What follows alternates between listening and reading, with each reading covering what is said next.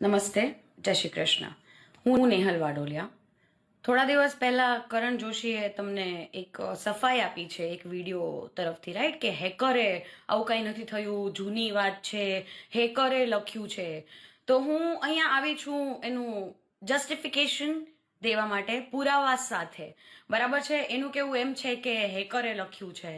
તો હેકરે તો મારી ઘરે કેટલી બધી વાત પણ કરી એ વિડીયોમાં, બરાબર છે, ડિસઅપિયર મોડમાં એ પણ. તો અગર હેક થઈ ગયું હોય, તમે તમારા ઇન્સ્ટાગ્રામમાં એવી રીતે કેમ લખી શકો કે મારું અકાઉન્ટ હેક થઈ ગયું છે? હે ને, તરત જ તમારું અકાઉન્ટ પાછું એક્સેસ મળી ગયું, હેક થઈ ગયું છે, તો એના પુરાવા શું?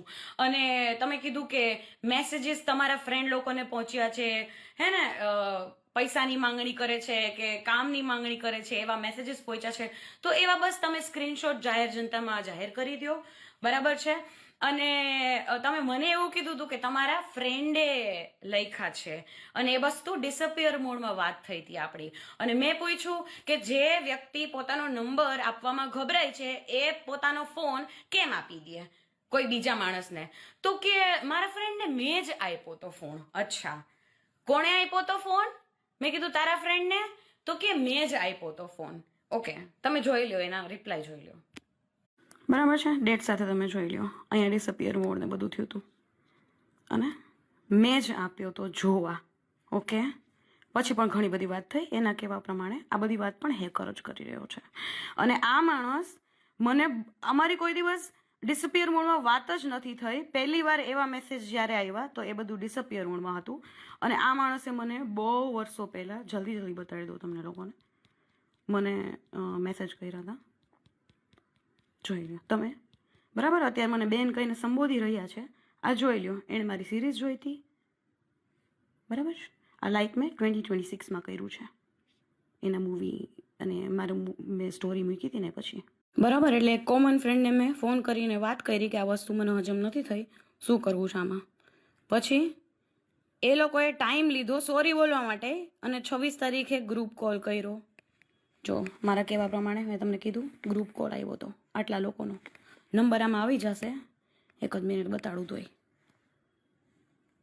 યા, આ બધી વસ્તુ મેં સરને કીધી હતી સૌથી પહેલી વાર પોસ્ટ કર્યા પહેલા વિડીયો, તો એણે જવાબ ના આપ્યા. પોસ્ટ કરી દીધો, પછી એમના કોલ આવ્યા હતા. નંબર છે અહીંયા, એટલે હું આગળ ના બતાડી શકું, પણ એક જ મિનિટ. એમના કોલ આવ્યા હતા કે પ્લીઝ ડિલીટ કરી નાખું ફલાણું ઢીકણું, બરાબર. તો મેં અકાઉન્ટમાંથી પહેલી વાર ડિલીટ કર્યું કે હા સોરી બોલાવડાવશે, ખબર નહીં ક્યારે. તો ડિલીટ કર્યું તો એણે 25 તારીખે આ પોસ્ટ કરી નાખી કે અકાઉન્ટ હેક થઈ ગયું છે. અને 27 તારીખે ગ્રુપ કોલ આવ્યો હતો, જોયું? જો મેં શું કીધું, આ બધા કારણે મારી તો છાપ ખોટી થાય ને, હું હાવ ભોળી ભૂત જેવી, કે ત્યારે મેં સમજ્યું નહીં કે આમાં મારા જ પગમાં કુલ્હાડી મારી છે. હવે એણે સોરી કહી દીધું, પણ મારી બુદ્ધિ એટલી ના આવેલી કે બધી જગ્યાએ તો એવી છપાઈ ગયું ને કે અકાઉન્ટ હેક જ થયું છે. એટલે મારી તો ઇમેજ ડાઉન જ થઈ ગઈ, અને મારી ત્યારે નથી બુદ્ધિ ખુઈલી, કેમ કે ભાઈ સાહેબ બાપા સોરી ફલાણું ઢીકણું ભગવાનના સમ ને આવું બધું આપીને વાત દબાવી દીધી હતી, બરાબર છે. અને અત્યારે મને ખબર પડી કે no, it's something serious, I need to call it out, કારણ કે મારા ઓલરેડી કંઈક ખોટા ન્યૂઝ છાપાયેલા છે, અને એ હું વાત પણ નથી કરી શકતી. સો પ્લીઝ ડિસાઇડ તમારે કરવાનું છે, સાચું શું ખોટું શું. કાલ સવારે તમારી દીકરી હારે કંઈક આવું થશે ત્યારે તમે શું કરશો